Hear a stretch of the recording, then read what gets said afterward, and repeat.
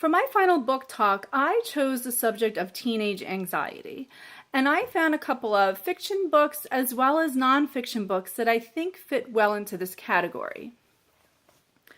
According to Michael Tompkins, PhD, and Catherine Martinez, psychologist, about 1 in 20 teenagers suffer from some type of anxiety.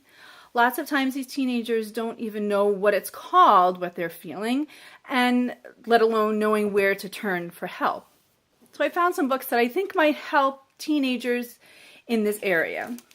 The first book is called Finding Audrey by Sophie Kinsella. Sophie Kinsella is actually an author who in the past has written fiction books for adults. She's famous for her Shopaholic series, and this is her first novel for young adults.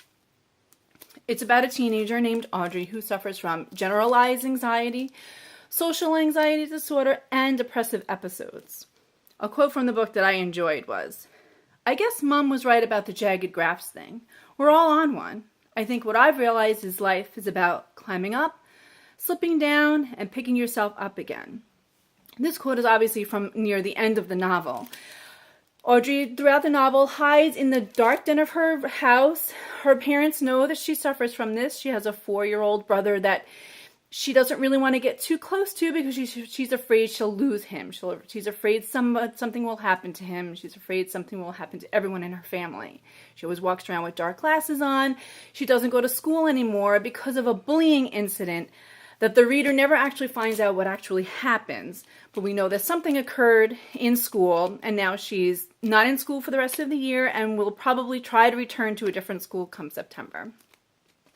She starts opening up with a boy named Linus, who's about her age, and he understands that has a lot of anxiety and doesn't even want to talk to somebody. He's perfectly fine with writing notes to her, and they start writing back and forth and forming this relationship. Throughout the novel, he tries to help her. A lot of times he doesn't understand her. A lot of times he just tells her, just pick yourself up. You'll be fine. You're doing fine. So you should be getting better. And it's a great novel to really explain for teenagers how some people who want to try to help don't always understand. She finally steps out and goes to Starbucks, which is a big deal for her. Her psychologist wants her to get out of the house and walk down the street and go into a crowded coffee shop and sit at a table. And she takes these small steps throughout the novel. She gets to the point where she feels she wants to confront the one girl who was the center of this bullying incident, and she was the instigator. And she, near the end of the novel, she walks into this coffee shop and she's ready to confront the girl, but then realizes that she doesn't have to.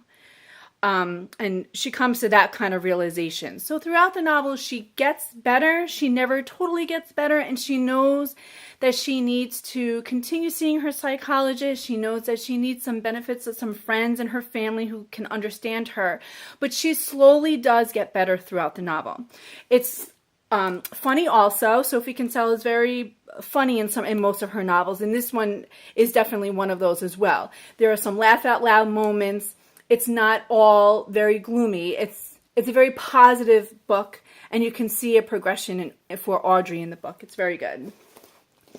The next book I have is called Freaking Out, Real Life Stories About Anxiety by Polly Wells. This is a nonfiction novel. These are, as it says, real life stories. There are 13 stories in the book. They each talk to 13 teenagers who have been coping with some kind of anxiety as teens.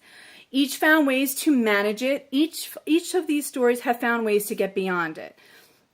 They do get better. The stories are tough. Some of them are a little more tougher than others.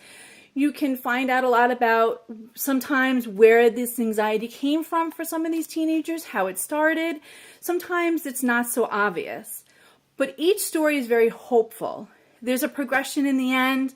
The teenagers actually have some ideas of how they each coped, how they managed. Some have used cognitive behavior therapy. Some have talked to doctors and psychologists. Some have not.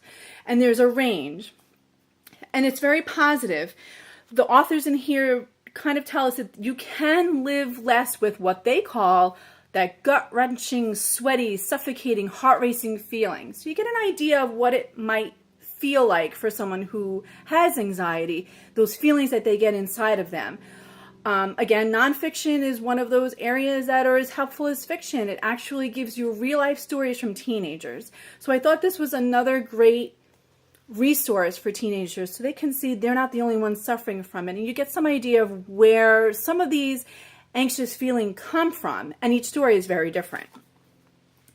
The next book we have is called My Anxious Mind, A Teen's Guide to Managing Anxiety and Panic. This, again, is another nonfiction novel. It's easy to understand information. There's practical, straightforward steps of how to reduce undue anxiety. It's a must-read for anxious teenagers, I believe, their parents, as well as their teachers, to help these teenagers when they're in school, to understand a little bit better what they're going through. And there are two voices in the book.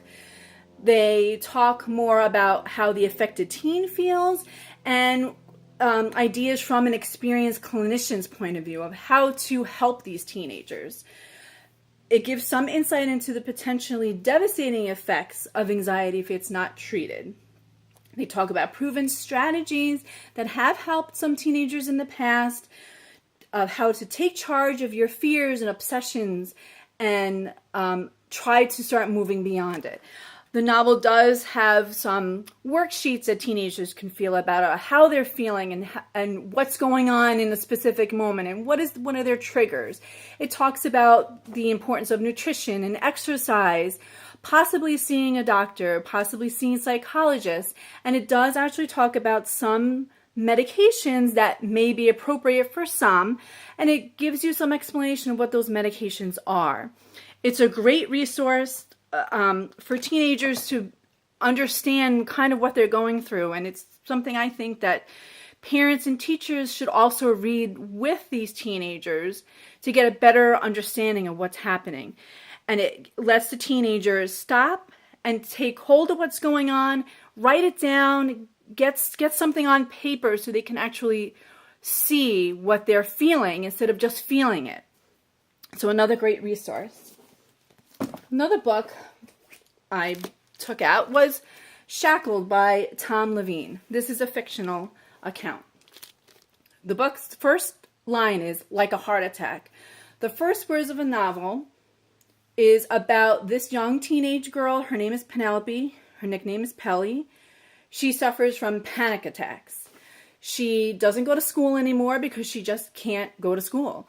She does hold a job. She works at a coffee shop, but she can barely get herself to work. And this novel starts out where she has a panic attack on the way to work. She has a co-worker who works with her, and he finds her very odd in the beginning of the story. Very, very strange and unapproachable. Doesn't understand that she suffers from these problems and this overwhelming anxiety, which leads to many panic attacks. We find out that the panic attack started about a few years ago when she was at the mall with one of her friends, and the friend was allegedly kidnapped. The girl disappeared. So we can only assume she was kidnapped. She had never been found. And this is when the anxiety started. Well, unfortunately for Pelly, she's working in this coffee shop with this other boy, and a girl walks in with an older man, and Pelly thinks it's her long-lost friend. And she said, oh my gosh, it's her. And the girl, as she's walking out of the coffee shop with this man, whispers, help me. So now Pelly feels, I need to find this friend. I have to. But how can she overcome this with these anxiety attacks she gets and panic attacks? I mean, she can barely walk down the street without a problem. So she's conflicted because she wants to save her friend. But at the same time, she feels, I can't. I suffer from anxiety. There's no way I can do this. It's an excellent novel. It's very interesting. She ends up going on this quest with this coworker of hers to find this girl. And you see growth in her, and there's a few twists and turns. I won't tell you how the book ends. It's excellent. So another great resource for teenagers to see that even though they may suffer from something like this, they can try to solve a bigger problem. They can try to help somebody out. They don't have to be held back by these feelings that they have. It was an excellent novel. I loved it. Finally, we have Side Effects by Jennifer M. Barry. This is another fiction book. It's about a teenage boy who suffers from extreme anxiety. He feels alone. When he gets his panic attacks, he gets these throbbing in his ears. He has a falling down sensation. He can't stay asleep at night. When he does, he has these nightmares that wake him up. He doesn't sleep 8 hours a day, 8 hours at night. So when he's in school, he ends up falling asleep in class. When he falls asleep in class, again, he starts getting these nightmares. He starts screaming out loud. So the students in the class kind of look at him. They call him names. They think he's weird. They think he's stupid. They don't want anything to do with him. By 16 years old, his quote is, "Anxiety was old hat by 16. It started for him when he was 12. Again, another situation where his family is aware. His father actually ends up helping him, trying to get him on medication when he turns 17. You find out in this novel that there are not a lot of drugs out there for children. And the drugs that may help for anxiety aren't really appropriate until you're about 17 years old. That's what happens to the character here. His name is Isaac. So his father, once he's 17, starts helping him try these medications. And you as a reader see how horrible some of these side effects are with all these different medications he takes. And it's not until he gets to the fourth one that it actually works out for him. This novel is definitely a little darker. You feel it's very depressing throughout the whole book. It's almost every day in high school, trying to get through the day for him is very, very difficult. He only has 2 friends, and one of his friends actually used to be his best friend when he was younger, ended up being one that would start bullying him in high school. So it's very dark, it's very depressing for a lot of the novel. You really see the suffering in this book. However, he meets a girl, and the girl ends up understanding him and tries to work with him and really stays with him and becomes a good friend at first and then eventually a true girlfriend. And you find that he starts getting better. It takes a very long time. This book is excellent, showing that it doesn't really happen overnight. He gets better over time, but he does get better in the end. It's never perfect, and he still suffers from the anxiety, but it does get better, and the end of the novel is very uplifting and positive. So those are just some examples of fiction and nonfiction that I think teenagers who suffer from anxiety, their parents, their teachers, their co-workers, and even their friends can really read and understand more about what it is all about. I, for one, don't suffer from anxiety, and I enjoy the book. So I think they're also a good resource for young adults who just want to understand. Maybe they have a friend or somebody who suffers from anxiety, or maybe they want to know more about it in case they meet someone who does suffer from it. I thought all of these books were great resources for that, and they were very exciting. Thank you.